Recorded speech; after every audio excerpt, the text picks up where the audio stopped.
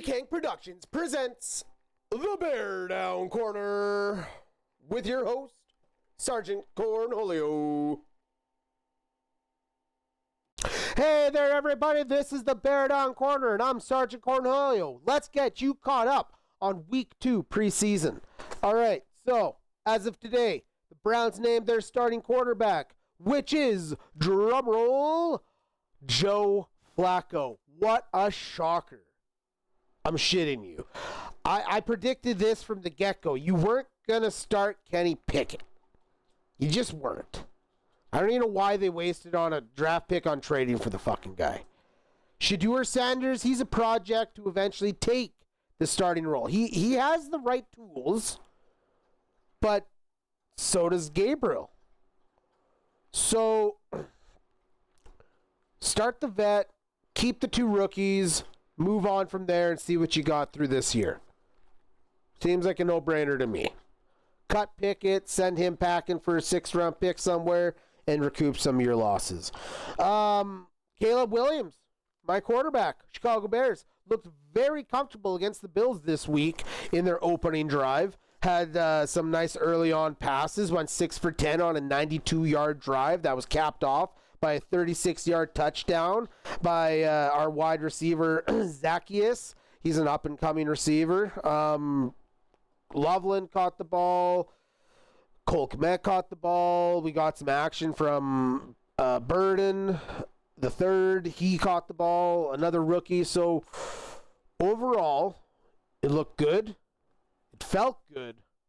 And it gained some confidence within our new system. So, moving forward, hey, honestly, there's no reason the Bears... You know what? I'm just not going to say it. I'm just going to let them prove it. How about that? I'm going to just let them prove it. I'll talk them up in enough, but no different than your next sports guy. Running back rotation in Jacksonville. Reason I bring this up is Travis Etienne got the first start team offense last week. This week, Tank Bigsby. They're going back and forth. Bigsby looked good out there, though. You know, he had some carries. I think he averaged out over 10, not 10 yards per carry, but like that 4 to 5 on his 3-4 carries that he had. He looked good. He had a nice 19-yard screen pass. That is very good to know. The reason I say that is that was one of the areas he struggled in last year. He's a north and south runner, Tank Bigsby is. But if he can learn to catch the ball and really add that versatility to himself, you've knocked out the rest of the competition. This guy is built like a fucking train, and he's going to knock you over. And if he can catch the ball better, you'll have other running backs, but this guy has the potential to become a feature back. And I like Etienne, but I think this guy fits the mold better for Liam Cohen's system. But moving forward, probably going to be a running back by committee situation, so fantasy owners, beware unless the solid lock information comes where you have your named starting running back. Trevor Lawrence also looked good in that game for the Jaguars, right? He was 8 of 10 with a touchdown to Parker Washington. Saints quarterback competition is not heating up worth a damn. It was basically roles reversed this week. Tyler Shaw got not the start, but to play with the second team players this week, and Spencer Rattler basically did what Shaw did last week in a pick 6, and it was not looking good. This is shit. The Saints quarterback competition is actually just a joke. You have Spencer Rattler, a former 6th-round pick, and a fucking Tyler Shaw. Which, nothing on Tyler Shaw. I hope he proves us wrong and shows the Saints what they have in their rookie quarterback that they picked up in the 2nd round and didn't have to go and break the bank on anything else. But are they that lucky? I'm not sure. I don't think they are. I think they're going to see what they have and most likely go and draft a quarterback in 2026. But that's okay. You're seeing what you got now. You know your head coach is an offensive-minded guy in Kellen Clemens.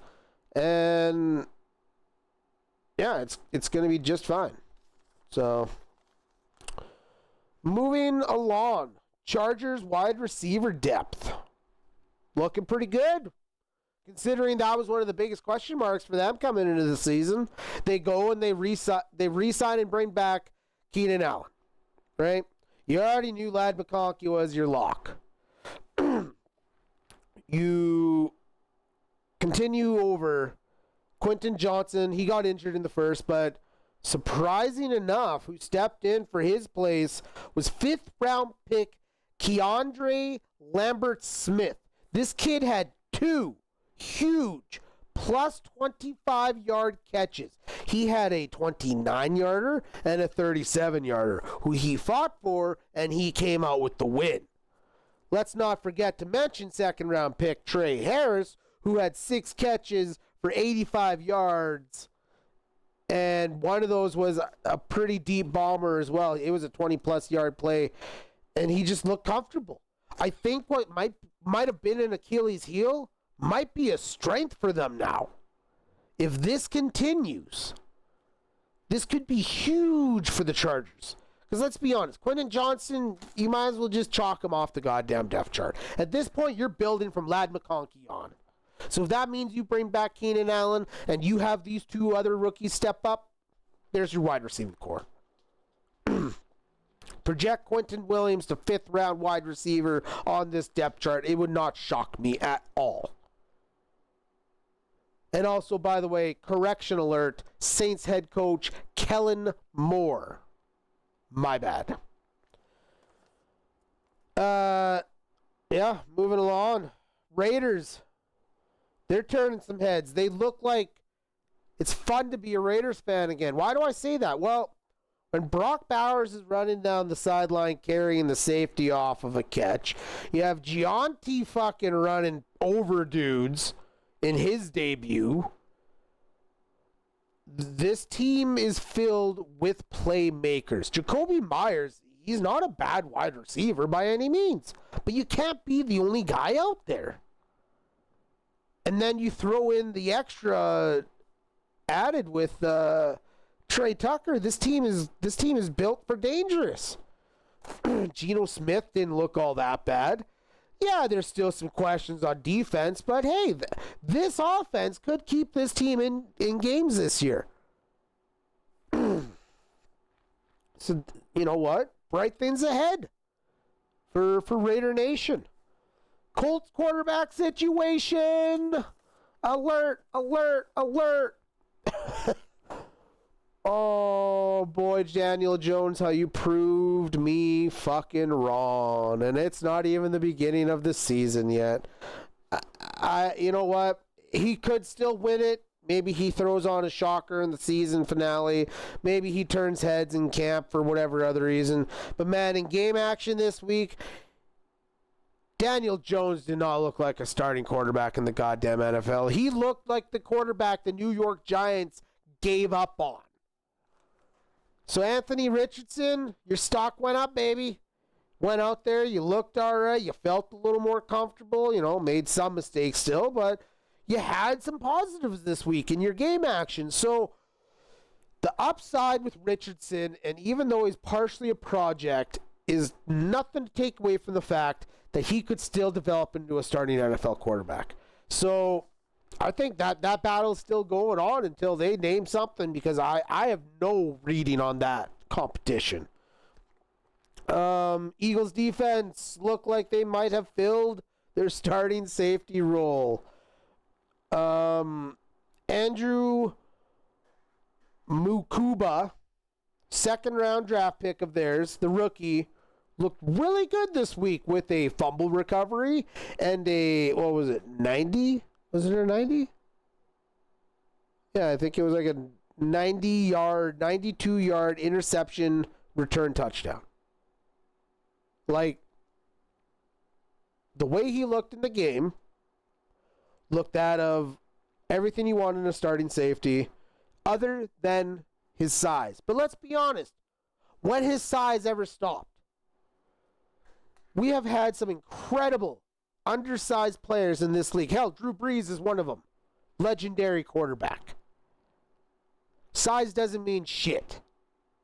The heart of this kid, man, they just keep nailing the draft on.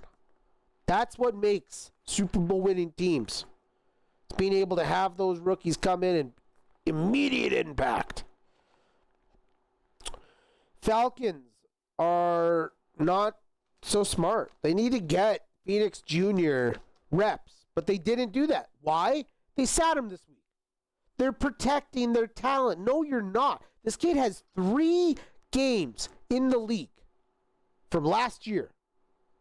You're not giving him live game action in the preseason and hoping he just plays magically in a breakout season? They must not know something we don't. Or they must know something we don't. Because in my world, that makes no sense. But, hey, what do I know, though? I'm just a sports guy. I'm not the GM of one of these teams. Don't rest your quarterback, Phoenix Jr., right now. He needs all the reps he can get. John Mechie from the Houston Texans has been traded to the Philadelphia Eagles in exchange for some tight end and a swap of picks. I'm fine with this. You add some more depth and speed and everything. I like John Mechie. There's nothing wrong with that kid. He might not get... He'll probably be in the same role he was in Houston, but instead he's on the Eagles, who just won a Super Bowl, so they already know what it takes. Bengals. All right, this is where we're going to leave off, but we got this last little bit for you, all right? So today, the reports I've come across is the Commanders are shopping Brian Robinson Jr., the running back, former third-round pick, multiple touchdowns, 7+ hundred yards every season. He's a solid dude, but he's had some injuries. And this is his issue. For him to get traded shows they have more trust in the rookies they've drafted and Austin Eckler, the vet. But it's not a bad thing, because your return could be greater than you think in what you'll gain for future. All right, I know you're building for now, but right now you obviously, if you have an abundance, you're going to try and get some draft picks for it. But another one coming out of Washington is Terry McLaurin requesting a trade.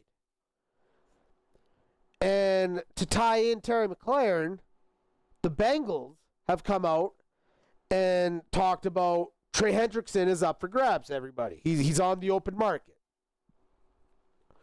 Bring the calls in. Those 2 players, which I'm pretty sure Washington, as much as they want to sign Terry McLaurin, they're so far off.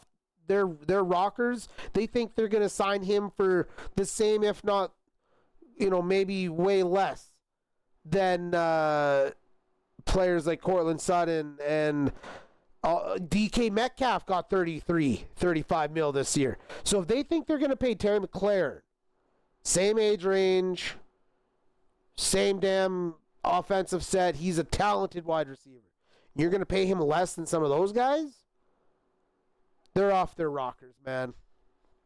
So I think that's what I'm getting from reports. They're so far off in where he thinks his value is, which he should be paid 33 mil. Fuck it. There's no reason your number 1 receiver shouldn't be getting paid top dollar on your core. But if you're paying Deebo Samuel 20.7 and you're paying McLaurin on the final year or whatever the hell it is of his contract at 17 mil, there's a problem there. Unless Samuel's listed new number 1, I don't think he is. So why are you going at ease with your receiver? And then, the reason I bring up Hendrickson is because he's another disgruntled player that's being paid way undervalued for a back-to-back 17 sack and the sack leader last year. So boil that all together, and I had an interesting, very interesting report I came across, and that was the New England Patriots. This is what I wanted to paint. Okay, the New England Patriots GM came out and said, if trading a couple first-round picks meant we get immediate, like, ready-to-play-now stars, I'm all ears. And I'm pretty sure he was referencing to Terry McLaurin and Trey Hendrickson. If New England picked up those two already with the moves they've made this offseason, and if Drake May truly takes that next, like, there's no better, they would have done everything they had to in bringing in a new head coach in Vrabel who set the tone real quick. Developing Drake May immediately, actually continuing his developing. The Patriots could go from where they were last year to immediate AFC East contention. Buffalo, strap your boots, baby. The Patriots might be on their way back, and they might be knocking on your door a lot sooner than you think. Let's not forget the Jets in that division either. They're also looking good. The ones I'm questioning about is Miami. But I'll leave you with that thought this week. If you think the New England Patriots will pull the trigger on a recent report I came across, he said this to all the reporters. It wasn't even a report. It was said in his most recent press conference. He would be willing to part with first-round picks if it meant immediate improvement. And who else is being said that's available on the open market for that? Sure as hell ain't Micah Parsons. So maybe we see Trey Hendrickson and Terry McLaurin in new jerseys before the beginning of the season. But we'll leave that off for the note for this week. I'm Sergeant Cornhole. This is the BearDown Corner. Thank you so much for tuning in and being with us this week. I hope you all have a great rest of your week. And don't forget to tune in every Tuesday morning, 6 a.m. General Mountain Time, 8 o'clock Eastern, for the BearDown Corner podcast, available on Spotify, Apple Music, Amazon, iHeartRadio, and, of course, YouTube. Until next week, take care, everybody.